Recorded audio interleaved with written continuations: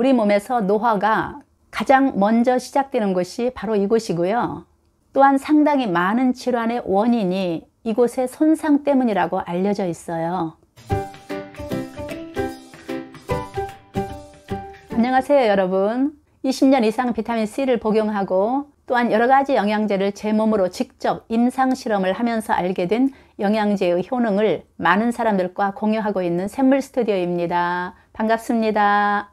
여러분, 제가 지난 영상에서 비타민과 미네랄에 대한 이야기를 말씀을 드렸었는데요. 각각의 비타민과 미네랄이 어떤 역할을 하는지 하나하나 이야기를 해보려고 하는데요. 그 이야기를 하기 전에 오늘은 먼저 미토콘드리아에 대해서 말씀을 드려보겠습니다. 미토콘드리아에 대해서 제가 지난 영상에서 이제 몇 번 언급을 했었는데요. 이 미토콘드리아에 대해서 알게 되면 비타민과 미네랄이 얼마나 중요한지도 아시게 될 거예요. 미토콘드리아라고 하면 이제 다소 생소하게 생각하시는 분들도 계실 텐데요. 사실 우리 몸의 건강의 시작도 미토콘드리아이고 건강의 끝도 미토콘드리아라고 말할 수 있을 만큼 우리 건강의 핵심은 미토콘드리아에 달려 있어요. 우리 몸의 최소 단위는 세포잖아요. 몸이 건강하다는 것은 세포가 건강하다는 뜻이에요. 우리 몸은 약 60조 개의 세포로 이루어져 있는데 이 세포에는 세포핵, DNA, RNA 그리고 미토콘드리아 등이 있는데 세포 한 개의 미토콘드리아가 있는 것이 아니라 세포 한 개에 수백 개 또는 수천 개의 미토콘드리아가 있어요. 특히 중요한 기관, 즉 심장이라든가 간이라든가 뇌라든가 근육, 콩팥 이런 세포 안에는 더 많은 미토콘드리아가 있어요. 즉 세포의 역할마다 미토콘드리아의 숫자가 달라진다고 보면 돼요. 에너지를 많이 내는 신체 부위에는 미토콘드리아가 많이 들어있고요.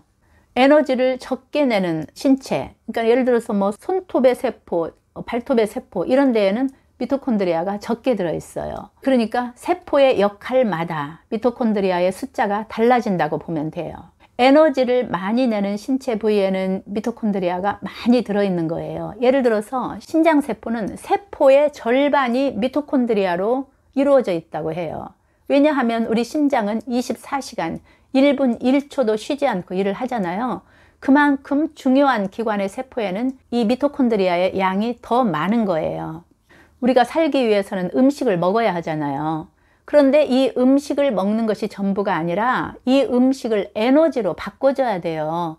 이 역할을 하는 곳이 바로 미토콘드리아예요. 자동차로 말하면 엔진과 같은 역할이겠죠. 즉 우리 세포 안에 있는 에너지 공장이라고 할 수가 있어요. 우리가 음식을 먹으면 소화 과정을 거쳐서 이게 잘게 쪼개져서 흡수가 되는데 이 흡수가 된 영양분이 세포 안으로 이제 일단 들어오죠. 그러면 세포 안에 있는 미토콘드리아에서 본격적으로 연소 과정이 이루어지는 거예요. 이 쪼개진 영양소가 미토콘드리아에 들어가면 장작불이 타듯이 활활 타오르게 되는데 즉 모든 영양소들이 이렇게 타서 에너지를 내는 거예요. 우리가 장작을 떼서 얻은 에너지로 물도 끓이고 밥도 하고 난방도 하고 그러는 것처럼 이 미토콘드리아에서 영양분을 태워서 얻은 그 에너지로 숨도 쉬고 심장은 뛰고 간은 또 자기 역할을 하고 폐는 또 자기 역할을 하고 위와 장은 또 자기 역할을 하고 그 에너지를 가지고 이렇게 일을 하는 거예요. 미토콘드리아에서 영양분을 태워야 에너지를 얻을 수가 있죠. 미토콘드리아의 모양을 보면은 마치 용수철처럼 이렇게 주름이 굉장히 많은데요. 이것은 표면력을 최대화해서 에너지를 많이 내기 위한 구조예요. 이 미토콘드리아에서 에너지를 잘 만들어야만, 즉 영양분을 잘 태워야만 우리가 에너지를 얻고 건강을 유지할 수가 있는 거예요. 그러면 미토콘드리아의 이제 영양분, 즉 탄수화물, 지방, 단백질이 잘게 쪼개져서 들어오면 저절로 활활 타서 에너지를 내게 될까요? 그렇지 않죠. 장작이 타기 위해서는 산소도 있어야 하고 불쏘시개도 있어야 하고 성냥이나 라이터도 있어야 하잖아요. 장작만 쌓아뒀다고 저절로 불이 타는 건 아니잖아요. 마찬가지로 미토콘드리아라고 하는 에너지 공장에서 영양분을 태우기 위해서는 효소와 더불어서 비타민과 미네랄이 반드시 있어야 돼요. 이런 것들이 없으면 에너지를 태울 수가 없어요. 즉 비타민, 미네랄이 바로 산소나 불쏘시개 또는 성냥이나 라이터와 같은 역할을 하는 거예요. 그런데 현대인들의 식생활은 어떤가요? 연료, 즉 탄수화물, 지방, 단백질은 많이 섭취를 하는데 불쏘시개나 라이터, 산소에 해당하는 비타민과 미네랄은 부족한 식사를 하고 있잖아요. 그래서 영양분을 태우지 못하는 거예요. 이렇게 에너지로 채 바뀌지 못한 열량은 혈액을 떠다니다가 그대로 몸에 축적이 되는데, 즉 살이 찌는 거예요. 먹은 음식을 에너지로 잘 태워준다면 에너지가 많이 생성되니까 건강하고 활기차게 살 수 있지만, 잘 태워지지 못하면 에너지를 제대로 만들어내지 못하니까 늘 피곤하고 기운이 없고 체중은 증가하게 되는 거예요. 미토콘드리아를 활성화시키는 역할은 칼로리보다 바로 비타민과 미네랄이 더 중요한 거죠. 한마디로 3대 영양소, 즉 탄수화물, 지방, 단백질은 휘발유나 경유와 같은 에너지원이고, 비타민, 미네랄은 이 에너지를 태워주는 영양소라고 말할 수 있겠네요. 이 비타민, 미네랄 중에서도 이 미토콘드리아가 일을 할 때 특히 가장 많이 필요한 것이 뭐냐면은 비타민 B군, 그리고 마그네슘, 그리고 철분이에요. 물론 이 이외에도 이제 다른 비타민들도 역할을 하겠지만 가장 많은 역할을 하는 것이 이게 세 가지라는 거죠. 이것들이 적절하게 균형을 이뤄야만 미토콘드리아는 정상적으로 작동을 해서 에너지를 내는 거예요.